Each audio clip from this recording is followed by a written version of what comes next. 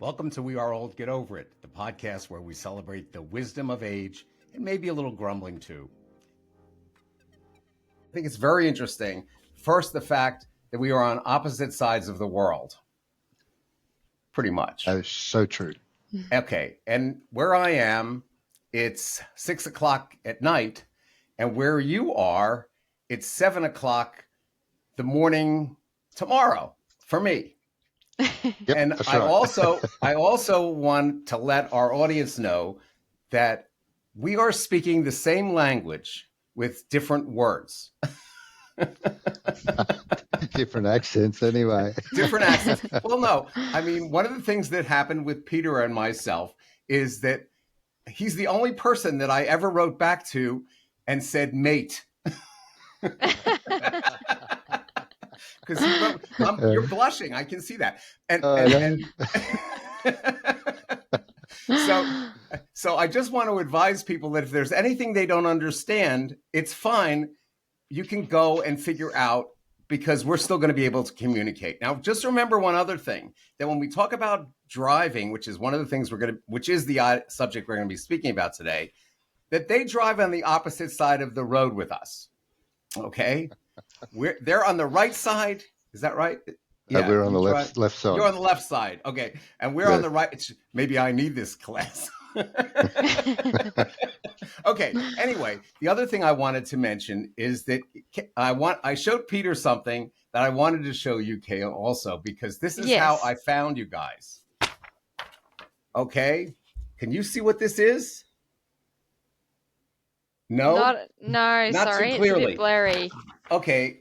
This is the Transportation Research, Part F, Psychology and Behavior.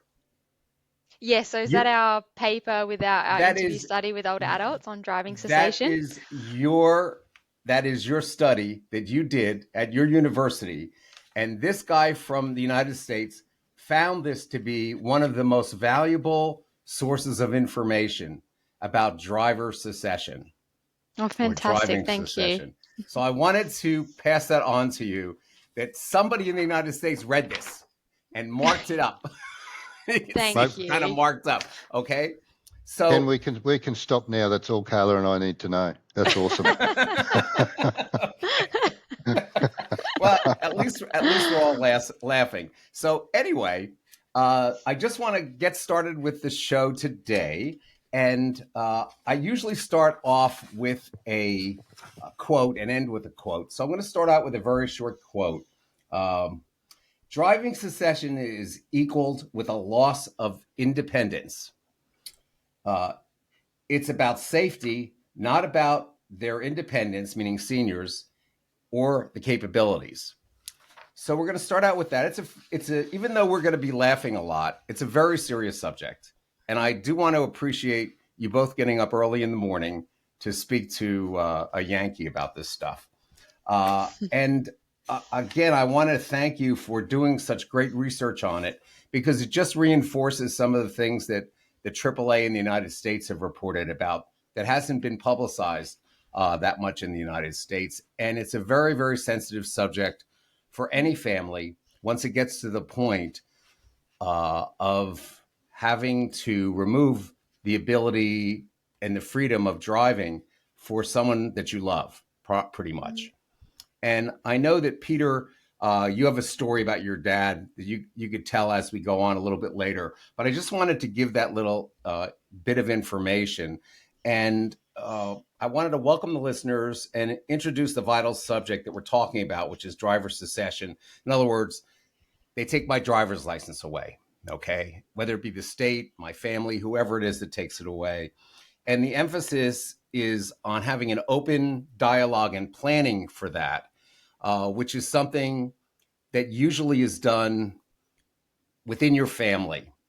And I'm going to ask you each to give a little bit of background on yourselves. I know that you come from different backgrounds. So Kayla, since you're the lady, we're going to let you go first. Just tell us a little bit about yourself, if you would, please.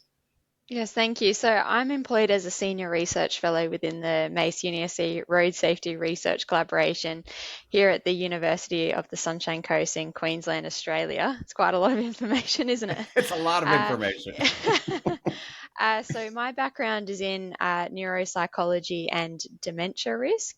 And then over the past 4 years, I've been focusing specifically on road safety and applying that neuropsychology to road safety. So my whole focus now is around the relationship between cognitive function and fitness to drive capacity in older adults specifically.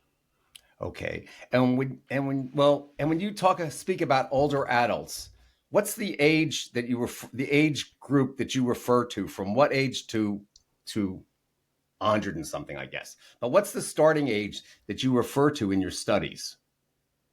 Yeah, so typically from the age of 60 years and onwards is where we see that normal age-related changes in cognition. So that's typically where we say anyone over the age of 60 plus is considered within that age group, and that's where we focus our No. research on, is that Okay. group, because of those cognitive changes.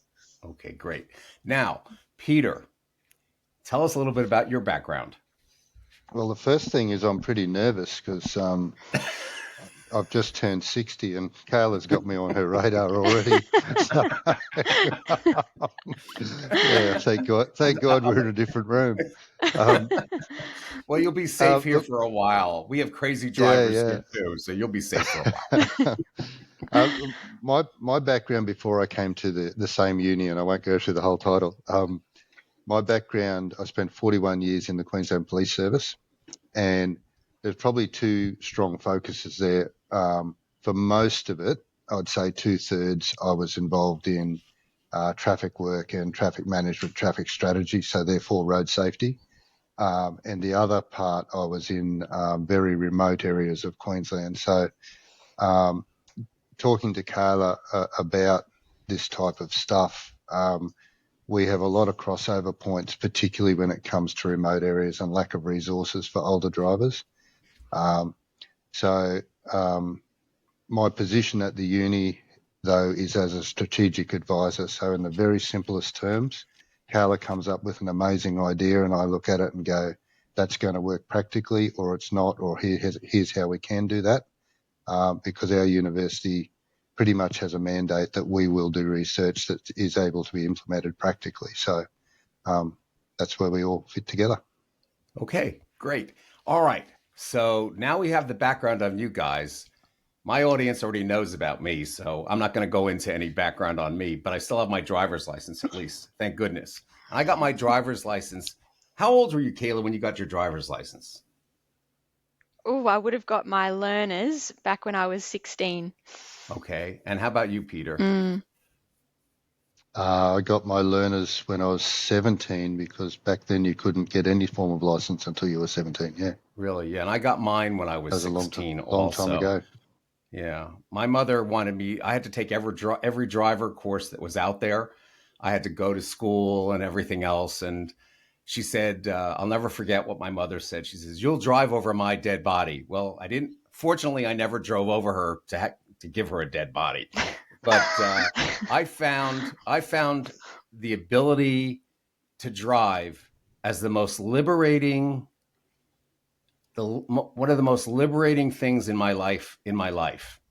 And for me to think about now, when I'm 76 years old, think about the fact that I may, in the next few years, somebody may come up to me and say, "You know what? You really shouldn't be driving anymore." And so I'm a little farther along than both of you. Kayla, we'll just leave you out of this. I'm a little further along than you are, Peter. but But the I love it. point being that my audience is closer to my age than it is to your ages. So I think that the conversation should come from you. And basically, now that we've had the introduction, let me ask the first question, and then we'll go on from there. And you guys can just lead it as you want to. And then if I see something that I need to add in, we'll just add it in. Okay. Okay. Sounds good. So my first question is, driving is so tied to independence. Can you help us understand what driver cessation truly means for seniors and why it's a conversation that more and more families are facing today, which is the source of your research in the first place, Kayla? Mm. Well, we Go, know Kayla. that we know that driving is a very complex task that requires multi-components. So we know that visual functions, cognitive functions, and motor functions all are really important for our driving capacity. Now, as I was mentioning before, my research specifically focuses on cognitive function and fitness to drive. As we age as part of the normal aging process, our cognitive functions will change over time. So we'll actually see an improvement in some domains, but other domains, what we call fluid abilities, things like reaction time and our ability to maintain our focus, these things can change as the normal aging process. So, because of this, we do need to keep this in mind when we start aging and trying to understand how this might ultimately affect our driving capacity. We also know with increasing age, we can see an emergence of these age related conditions and diseases, such as dementia, which again ultimately have an impact on our fitness to drive capacity. So, it is something that we need to keep in mind. But certainly, it is a transitional process that we just need to keep an eye on over time. It doesn't happen overnight. These cognitive changes for some people may eventually lead to deterioration in fitness to drive capacity, but it's more of a process rather than a sudden event. So it's about safety, is what we're talking about here. Safety Mm-hmm. for the driver and safety for all the other drivers, because from your study also and from the readings that I've had, seniors have a much greater uh, risk or have much greater incidences of traffic accidents, whether it be fender benders. I don't know. Do you call them fender benders in Australia? That'll do. Yep. Okay. Yeah. There's other names. Okay. Uh, All right. we But we have, we call them go ahead. minor crashes, but fender You're going to benders say sounds something, much better. Peter? That's cool. No? Okay. So you would have fender benders. Oh, it's just Hold on a frozen second. I'm in just there. trying I to think you've reconnect to dropped you. out, I Ken. think what I said just froze you guys. Okay, you're back. Yep. Say that again. Wait a second. Go ahead. Yeah, I was just saying in Australia we call them minor crashes, but I think fender benders is a much cooler term, so we'll use that. Okay. And what do you see, Peter, um, in driver secession as far as how it's handled? And I know you have a personal story which you can either tell now or you can talk about later a little bit. But it's all really about safety, and it's a problem that we have across all countries. It's not just the United States. It's not just in Australia. Uh, but when a senior stops driving, it's about losing more than just a mode of transportation. And again, Kayla, we're going to go to you for this because it really impacts what you covered. It's often a profound emotional and social shift, which are Mm. much deeper impacts on seniors. And could you go into a little bit more detail on that, and then we can hopefully dig the hole. We're digging the hole right now that people are going to fall into, which is they're going to take my driver's license away. But we want to come up Mm. with a way to get them out of that hole, to make them feel better about this decision that may be coming their way. So, is that a lot to have you do? That's okay. Okay, you So go we ahead and know start it out. we So we know that driving, as you've mentioned, is so important for our mobility and independence. And that leads to, being crucial for our well-being and quality of life and our ability to participate in society. So, as you mentioned before, we recently conducted an interview study with older adults, just trying to explore their perspectives on the prospect of losing their license and what support mechanisms they felt should be put in place for that time to support people through that significant life transition. And what we found was that it really did highlight the importance of driving for older adults and also that it can be a quite sensitive and stressful topic. So, typically speaking, our participants had held a license for 55 years on average. And some of the quotes that we actually identified in this study was things like, I might as well shoot myself, or it would be like losing a limb. So, this really does highlight the importance of the issue and the significant impacts it can have on people's lives. So again, it can come back to being able to participate in society and leisure or recreational activities, attend appointments and go shopping, and it can lead to people feeling isolated. But in that study, we actually spoke about interpreting driving cessation as a form of a stressor and the way in which we appraise that stress and the coping mechanisms so we can put in place to help support us through that life transition. Okay. Peter, do you have anything to add to that? Yeah, look, I obviously agree with it all because Kayla and I are on the same page with all of this. But I think the problem is definitely not one facet. Like it's easy, and I'm not having a go at you here, Ken. It's easy to say it's about safety, but that is, in my opinion, a really binary look, because it's about far greater things. It's about, a person's financial independence, their medical independence. Like, can they go and get their medical stuff? And in particular, with my, I suppose, regional and rural experience, like we have a state that's 2.5 times the size of Texas. Wow. There's half the population lives regionally, in other words, outside cities, and there's 111,000 people live remotely. So it's very common in our state that someone can live 200 kilometres from their nearest town. Sorry, 160 miles from their nearest No, that's town. okay. You can do kilometers.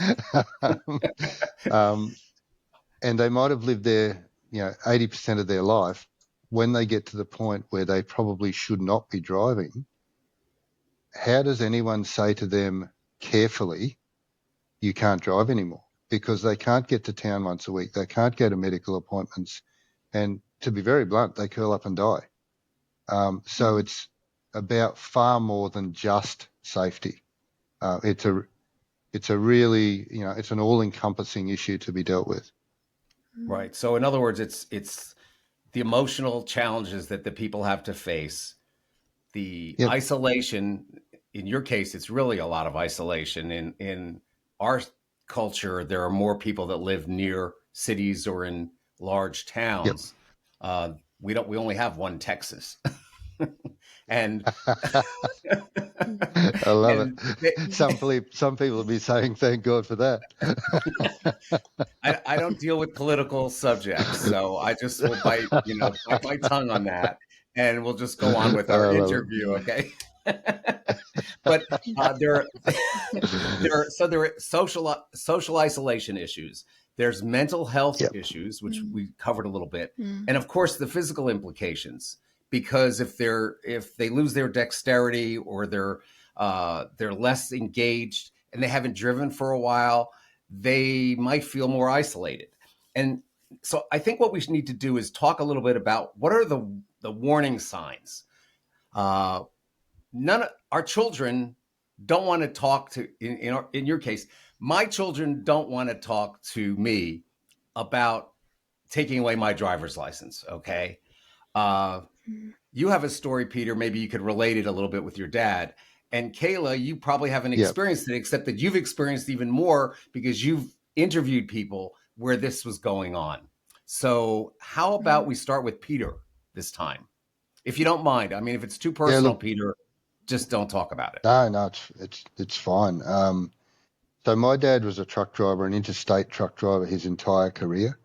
You won't believe this, but it is absolutely true. He, in a 55-year career, he did not get one ticket as a truck driver. So he prided himself on being the best of the best. That was his identity. Everyone who knew him as Jim Flanders, the truck driver. And it got to a point where Dad was about 83, I think, and he went round a roundabout in his hometown absolutely perfectly. He didn't hit anything, but he went completely the wrong direction. So he lapped in Australia. He lapped anti-clockwise rather than Right, clockwise. exactly. And Mum was in the car at the time, and she told me about it. So I had to have that conversation And with Dad. That how did you start that conversation with him? um, it was just I sort of said to him, I said, "Oh, Mum told me that you had a bit of a hot lap round a roundabout the other day," and he sort of said, "Yeah, yeah." I said, "Dad, what do you reckon? Is it time you think about not driving?" And I was lucky. He said, "Yeah, yeah, I think so." Um, Interesting. Did you Kayla experience that in your research where uh, I don't, maybe the word isn't confronting, but where members of people's families or their friends have said, you've had a couple of minor accidents, or mom or dad, I don't think you should be driving anymore. And how is that handled? Was it handled well by most families, or was it not? So in our older adult interview study, we focus more so on the prospect of driving cessation. So some of them actually spoke about their parents and having that conversation with them. But it also takes me to another interview study we did specifically with general practitioners and their opinions on conducting annual medical assessments for driving. So in Queensland, where we are running these studies, older adults are required to undertake a medical assessment for driving on an annual basis from the years of 75 onwards.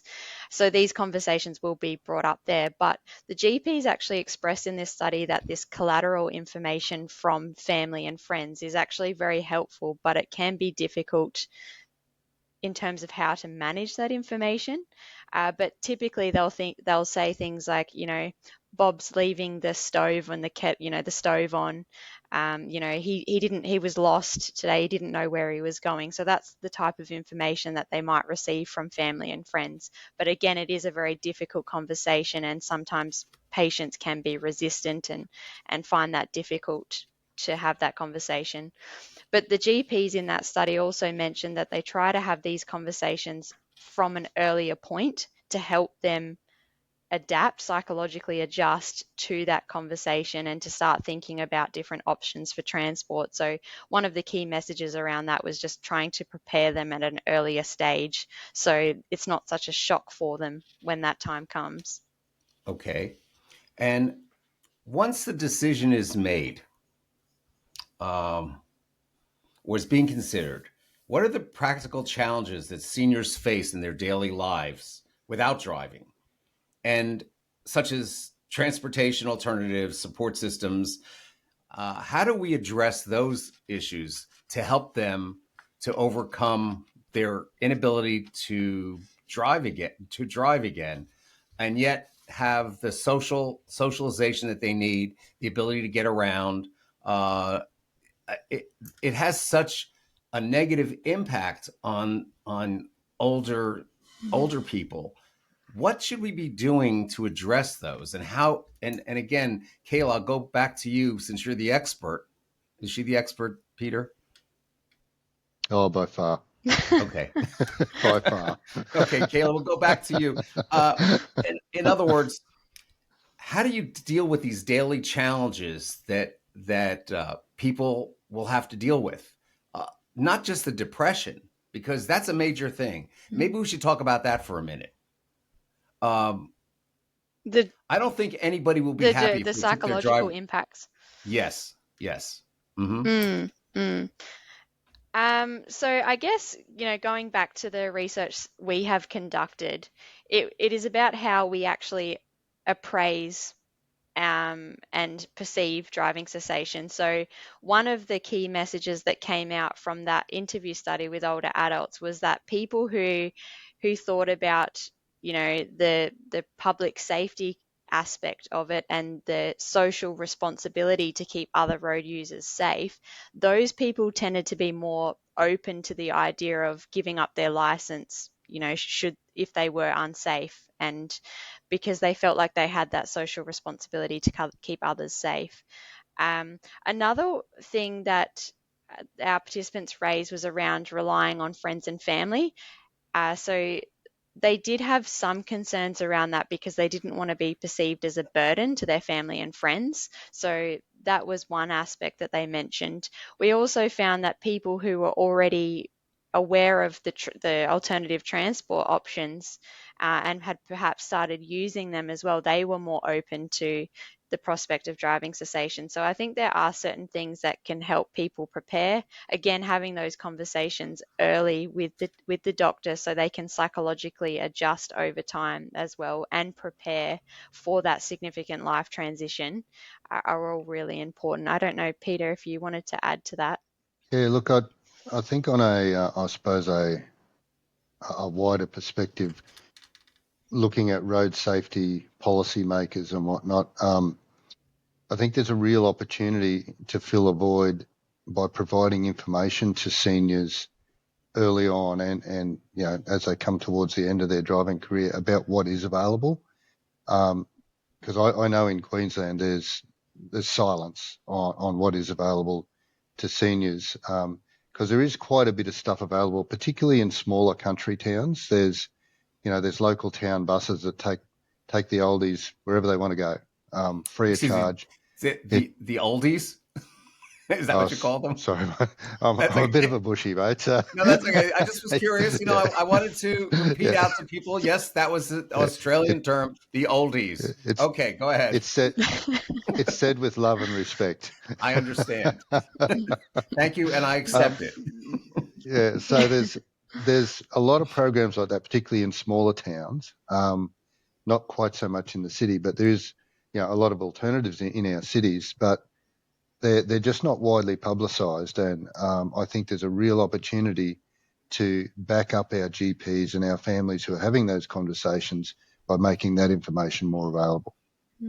Yeah, that's very good. And I want to go back to something that Kayla said, just to tell you the difference. That in the United States, I don't know anybody of my age that had to go and get a test with a doctor about whether or not they should be driving. I My wife is slightly older than I am, okay?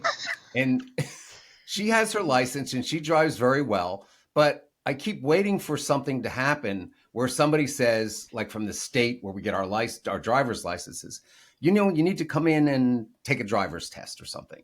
But it hasn't happened. And I don't see it happening very much in the United States. And I think that you guys are much more forward on this in Australia than we are here in the United States. But it doesn't mean that we should not be taking this seriously, because many accidents I see on the roads here or I see on the news is an 85-year-old person who went down on the wrong side of the road and caused the death of someone else.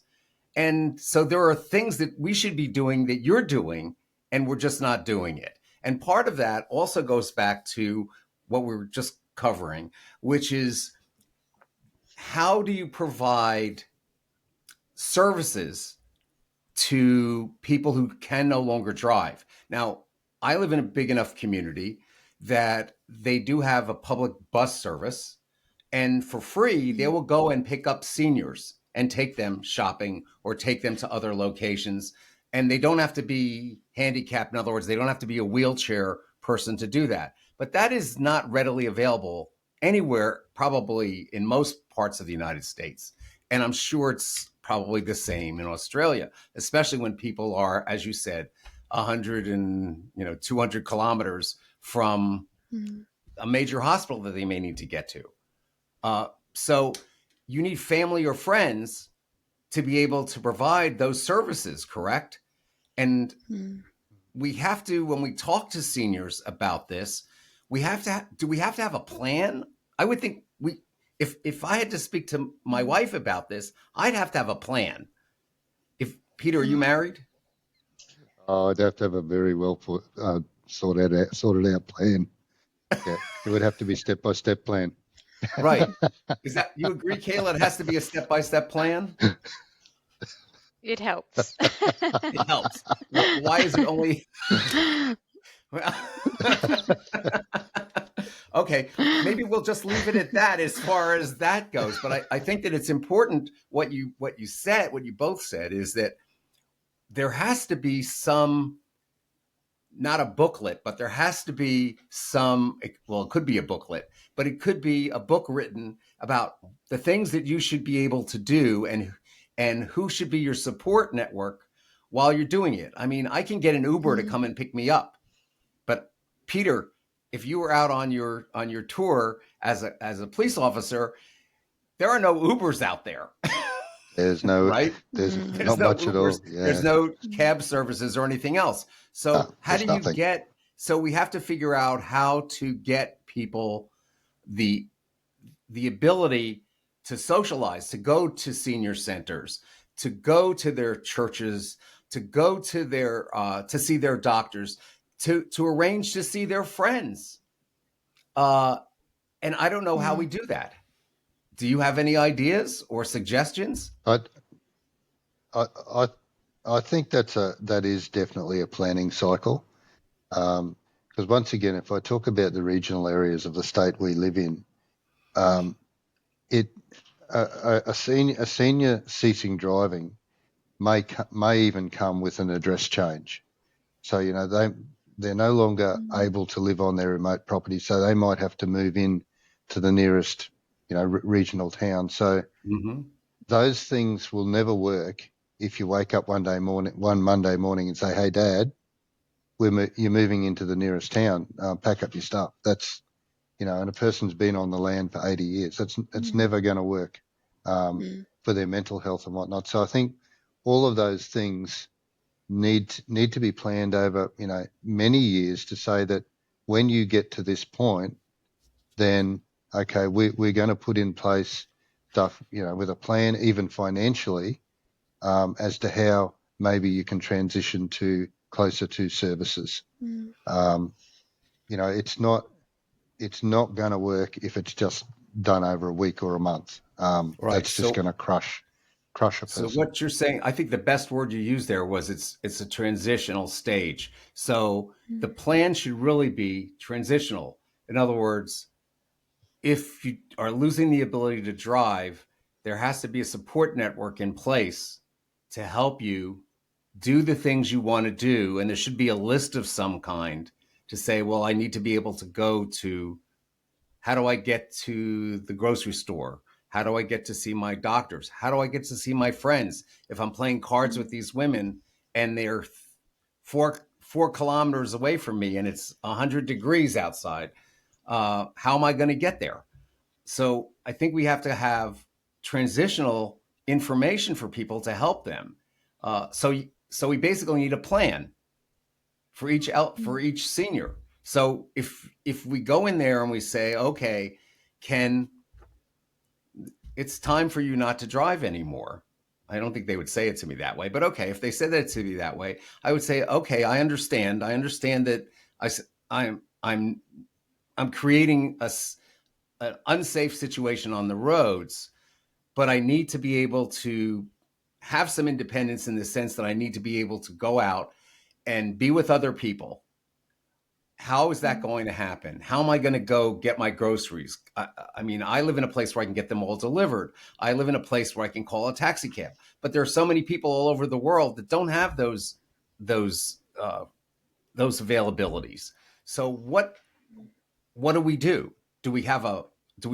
Does another piece of your research go into in the future? Well, here's the list of things you need to provide to people to give them the comfort that they're going to be all right and they're going to have a support network and they're going to be able to pick up the phone and call somebody. Maybe it's the police department. They don't have to dial 911, but the police might have a number to call and say, well, I need to go to the doctor, and hopefully that a police officer could take them to the doctor, or an ambulance could come and get them and not charge them $1,000 to pick them up.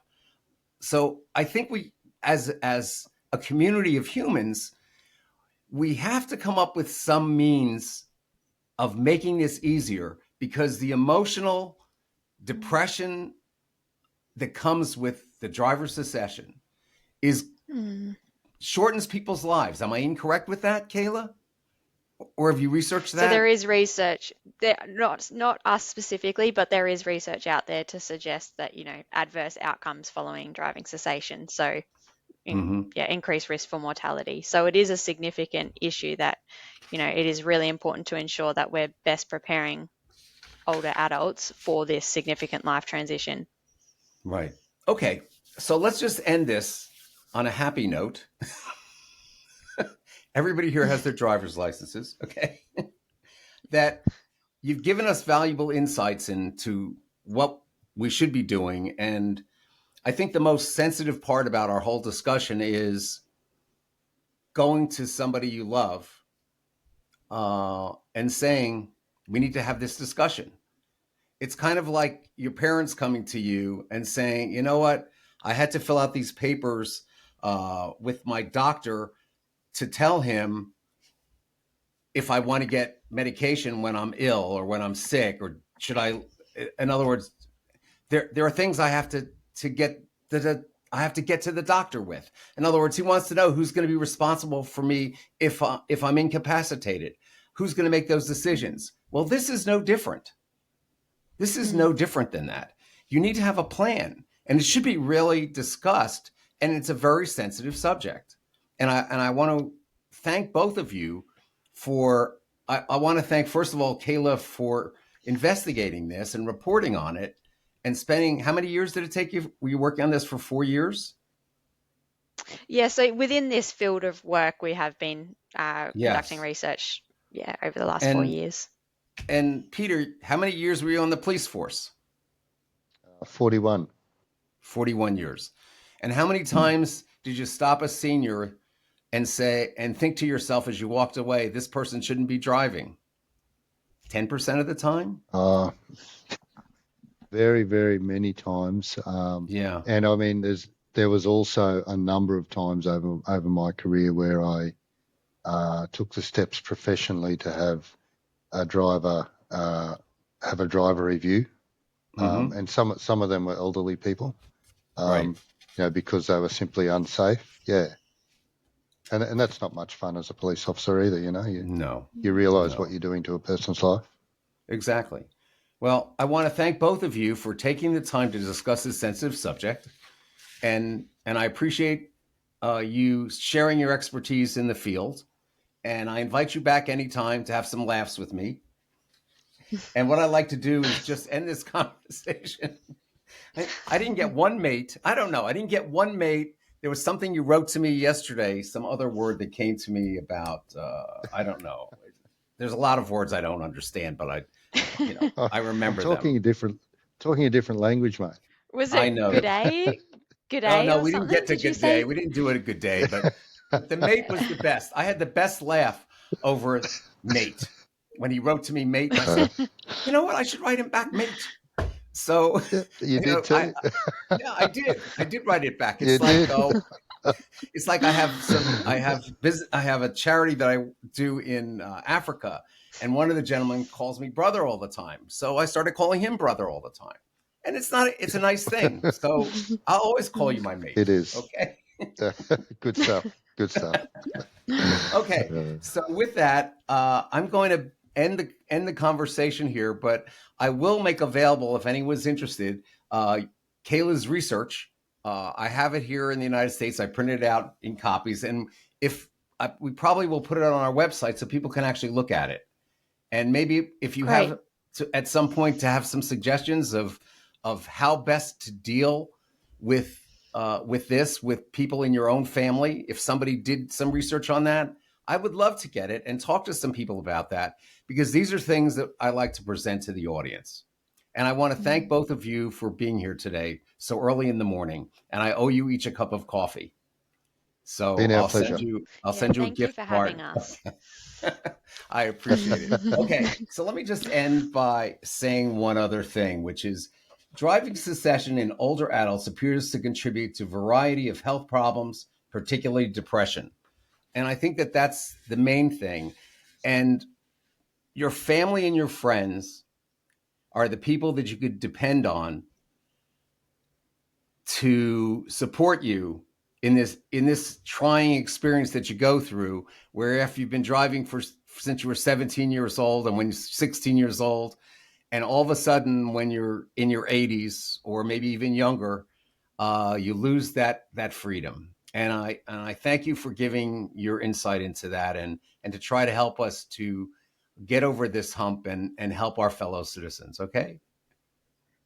Thank you very much. All right. Thank you. And I thank you again. And that concludes this episode of We Are Old, Get Over It. Thanks for joining me. I hope you found our conversation both insightful and entertaining. Remember, age is a journey, not a destination. So embrace the wrinkles, the forgetfulness, and the occasional tech frustrations with a good dose of get over it attitude. Until next time, keep laughing, keep learning, and keep getting over it. Ken out.